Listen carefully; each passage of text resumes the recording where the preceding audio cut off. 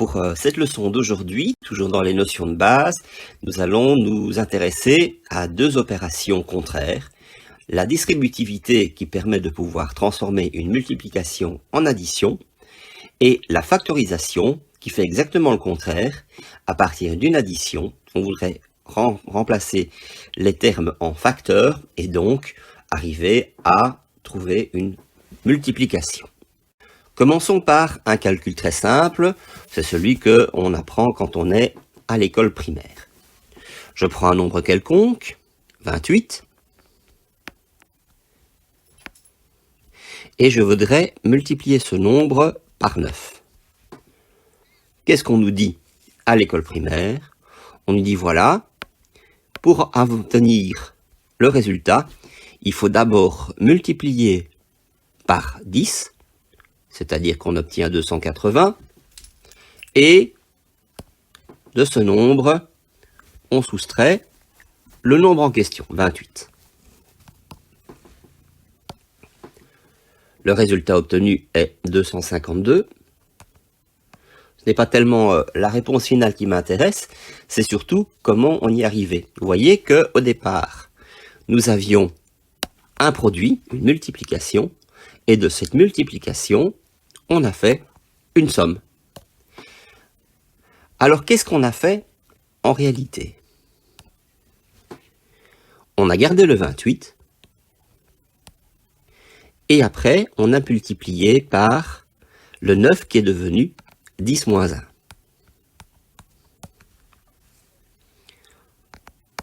Ensuite, qu'est-ce qu'on a fait? On a dit que le 28, on le multipliait d'abord par 10, ce qui nous donnait 280. Nous avons le moins qui est entre le 10 et 1. Et ensuite, on fait 28 fois 1, c'est-à-dire 28. Le résultat, elle-même que nous avions obtenu tout à l'heure, c'est 252. Si nous avons compris cela, eh bien nous pourrions faire exactement la même chose en faisant 28 fois 11. On pourrait dire à ce moment-là que 28 fois 11, c'est 28 multiplié par 10 plus 1. C'est-à-dire 28 fois 10 qui donne 280, plus 28 fois 1, ça me donne 28. Le résultat, 308. En utilisant les mathématiques littérales, qu'est-ce que nous avons fait? Nous avons pris un nombre que nous avons multiplié par une parenthèse.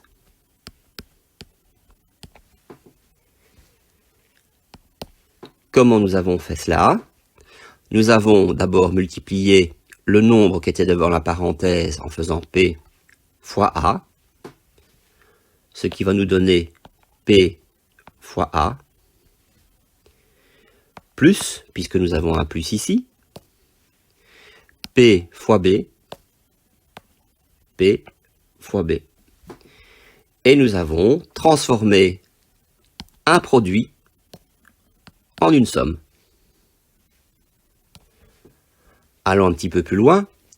Si maintenant je prends mon nombre et que je multiplie par une parenthèse un peu plus grande, je fais A plus B moins C, je vais obtenir P fois A, ou PA tout simplement, plus PB moins PC. Alors je remarque que j'ai trois nombres dans la parenthèse et à droite, j'ai trois termes. Alors, pour le GAC, disons que je veux faire la multiplication de 11 fois 9. Je sais que 11, c'est 10 plus 1. Et je sais que 9, c'est 10 moins 1. Je fais le calcul. Je pourrais faire cela en deux étapes. En disant je garde la première parenthèse Et c'est cette parenthèse que je vais multiplier d'abord par 10, et puis ensuite par moins 1. Commençons par cela. J'ai donc 10 plus 1 fois 10, moins 10 plus 1, qui est multiplié par 1. Il est clair que la deuxième partie de cette somme, même si c'est une différence, eh bien comme c'est multiplié par 1, cela va être facile. Le 10 plus 1 fois 1, ça va donner 10 plus 1. Je regarde ce que j'ai pour la première parenthèse. Donc si je fais 10 fois 10, ça me fait 100. Si je fais 1 fois 10, ça me fait 10. Je continue, mais attention, j'ai un moins ici. Ça me fait moins 1 fois 10, ça me fait moins 10. Et enfin, j'ai le 1 fois 1 que je trouve ici, toujours avec le signe moins, ça me fait moins 1. Qu'est-ce que je vais obtenir? 10 moins 10, ils disparaissent. J'ai 100 moins 1, ça me donne 99. On est d'accord de dire que 11 fois 9, ça fait bien 99. Alors peut-être que pour l'étudiant débutant, le fait de dire que moins 10 plus 1, ça me fait moins 10 moins 1, est perturbant. Eh bien, nous allons donner l'explication de ce pseudo-mystère. Je commence par prendre une parenthèse où j'écris des tas de choses. Donc A plus B moins C plus D moins E plus F. Voilà, je peux continuer comme ça à l'infini, ce n'est pas très important. Et je décide de multiplier ce nombre par moins 1. Notez que je ne suis pas obligé de mettre une parenthèse ici, je ne suis pas obligé de faire ça. Voilà, tout simplement parce qu'il n'y a strictement rien à gauche. Donc je vais laisser le moins 1, comme ceci, donc sans parenthèse. Et je voudrais faire le calcul. Alors, si je multiplie tout ce qui est à l'intérieur par moins 1, alors le plus A il devient moins A, le plus B devient moins B, etc. Alors, j'ai le moins 1 multiplié par moins C, ça devient plus C, et je continue, ainsi de suite. Donc j'ai moins D, plus E, moins F. Mais je me rappelle que quand je multiplie quelque chose par 1, le 1, je ne suis pas obligé de le mettre. Donc je peux faire une petite transformation que voici. J'enlève le moins 1 et je mets tout simplement un moins devant la parenthèse. Et bien voilà. Ce que je viens de montrer, c'est que quand j'ai un moins devant une parenthèse, eh bien j'ai tous les signes à l'intérieur de cette parenthèse qui changent. J'ai le plus A qui devient moins A, le plus B qui devient moins B, etc., etc., jusqu'au plus F qui devient moins F. Entre-temps, remarquez que nous avons appris maintenant ce qu'était la double distributivité. Avant, jusqu'à présent, ce que vous voyez au-dessus, avec l'écriture littérale, vous avez vu la simple distributivité. On va voir la double distributivité. C'est-à-dire que je mets deux parenthèses, je vais P plus Q multiplié par A plus B.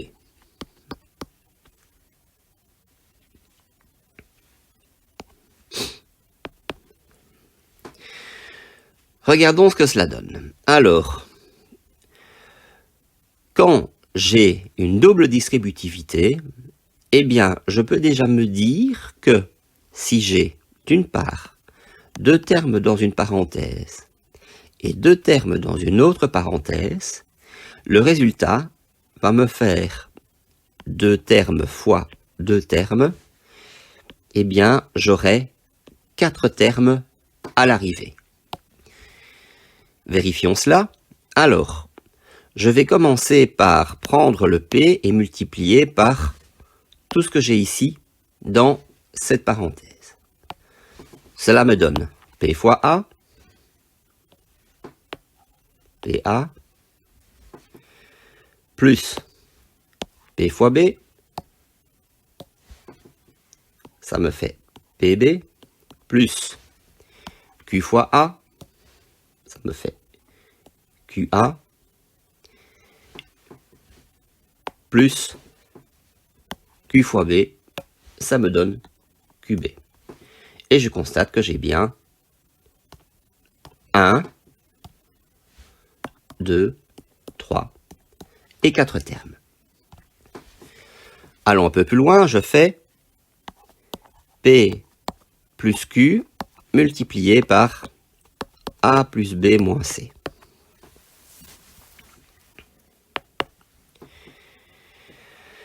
Alors, cela veut dire que tout ce qui est dans cette parenthèse-ci, je vais le multiplier par P pour commencer. Allons un peu plus loin en faisant P plus Q qui multiplie A plus B moins C. Je vais donc multiplier la deuxième parenthèse d'abord par P, ça me fait PA plus PB moins PC. Ensuite, je multiplie la deuxième parenthèse par Q, ça me fait plus QA plus QB moins QC. Qu'est-ce que je constate? C'est que ici, j'ai 2 termes, là, j'en ai 3, et là, j'ai 6 termes. On est d'accord de dire que 2 fois 3, ça donne bien 6, ce qui est tout à fait cohérent. Nous allons maintenant nous intéresser à la factorisation et je vais prendre l'exemple suivant. Brol plus truc.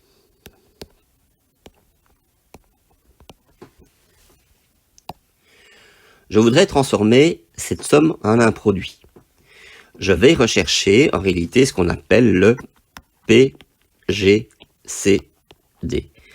c'est-à-dire le plus grand commun diviseur. Si je divise Brol par R, qu'est-ce que je vais obtenir? Je vais obtenir Bol. En effet, si je multiplie R par Bol, eh bien, je vais obtenir Brol. Notez que j'ai mis une parenthèse parce qu'il y a encore une autre partie. J'ai 2 termes à gauche, donc il faut que j'ai 2 termes dans ma parenthèse. Avec truc, qu'est-ce que je peux faire si je divise truc par R? Il y a les R qui vont disparaître, je vais obtenir tuc. Donc voilà, un moyen mnémotechnique pour savoir ce que c'est que la factorisation. J'avais un brol, j'avais un truc. Si j'enlève l'air, il me reste un bol et un truc. Voyons un exemple un peu plus classique. J'écris 4a carré b carré moins 2a cube b, et je voudrais factoriser ceci. Pour factoriser, je vais prendre chaque partie des différents termes. Ce que j'entends par là, c'est que dans 4a carré b et dans 2a cube b, je vais commencer par les chiffres. Alors, pour 4 et 2, ce que je peux mettre en évidence, c'est 2. Parce qu'effectivement, 4 est divisible par 2, 2 est divisible par 2, et c'est le nombre le plus grand qui permet de pouvoir diviser à la fois 4 et 2. En réalité, ici, j'ai fait ce qu'il y avait de plus difficile dans le problème. Qu'est-ce que je peux faire encore? C'est examiner maintenant les A. J'ai A carré et j'ai A cube. Bien. Eh bien, c'est très simple. je vais écrire la lettre A, et je vais choisir l'exposant le plus petit des deux, donc A carré. Pourquoi? Parce que A carré est divisible par A carré divisé par A carré, ça va donner 1. Et A cube est divisible par A carré divisé par A carré, ça va donner A. Bien. Je fais la même chose avec B. Je fais B carré et B, je choisis le B avec l'exposant le plus petit, c'est B. J'ouvre une parenthèse. Cela va me donner 4A carré B divisé par 2A carré B. Alors 4 divisé par 2, ça me donne 2. A carré divisé par A carré, ça me donne 1, je ne l'écris pas. B carré divisé par B, ça me donne B. Moins. Moins quoi? Alors 2 divisé par 2, ça fait 1, je ne l'écris pas. A cube divisé par A carré, ça me donne A. Et B divisé par B, ça me donne 1, je ne l'écris pas non plus. Voilà, j'ai terminé ma factorisation. Voilà pour le premier exercice. Si je veux vérifier que la réponse est bonne, il me suffit de prendre l'exercice dans l'autre sens et de faire la distributivité. Si je multiplie tout cela par 2b, je vais obtenir 4a carré b carré. Si je multiplie ça par a, ou moins a en fait, je vais obtenir moins 2a cube b. La difficulté peut survenir quand nous avons un exercice de ce type-ci. Vous avez ax plus bx plus ay plus by. Ce que nous avions fait à l'exercice précédent, c'était de rechercher ce qu'il y avait en commun dans tous les termes. Malheureusement, ce n'est pas toujours possible, et quand nous avons un exercice comme celui-ci, nous constatons que dans les 4 termes, il n'y a strictement rien en commun. Mais rien ne nous empêche de prendre ce que nous avons, donc je vais réécrire ax plus bx, plus ay plus by, et de former des groupes. C'est-à-dire que, vous vous souvenez, grâce à l'associativité, je peux me permettre de mettre des parenthèses où j'ai envie. Alors, important, lorsque je veux faire de la factorisation, il faut que le contenu de mes parenthèses ait un nombre de termes identique. Ici, j'ai 2 termes, et là, j'ai également 2 termes. Si je prends un groupe de 1 et de 3, ça ne marche pas, c'est impossible. Alors, prenons parenthèse par parenthèse. Je vois que dans la première parenthèse, ce que j'ai en commun, c'est x. Comme il est à droite, je vais le mettre à droite, comme ceci. Je vais donc écrire que c'est a plus b qui multiplie ce qu'il y a de commun aux deux, c'est x. Donc, si je fais la distributivité, j'ai bien a fois x et j'ai bien b fois x.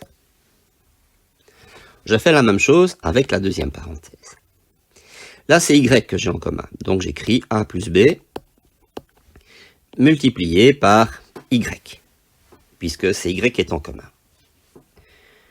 Et là, constatation, aussi bien dans le premier terme que dans le second terme, je vois que j'ai a plus b qui apparaît. Donc, cette fois-ci, c'est a plus b qui est en commun. Il est d'abord multiplié par x, et ensuite, il est multiplié par y. Voilà. En fait, avec les 4 termes de départ qui donc constituaient une somme, j'ai obtenu un produit qui, si je le fais l'opération dans l'autre sens, consiste à faire une double distributivité. Alors c'était un moyen de pouvoir le faire. Nous allons voir qu'il y avait une autre façon de pouvoir arriver au même résultat. Je reviens donc à mon énoncé de départ. Et alors, au lieu d'appliquer d'abord l'associativité, je vais utiliser la commutativité, c'est-à-dire que ces 2 termes-ci, je vais les interchanger, je vais changer leur place. Allons-y. j'écris AX, et puis ensuite j'écris AY plus BX, donc j'ai changé les deux termes de place, et il me reste BY.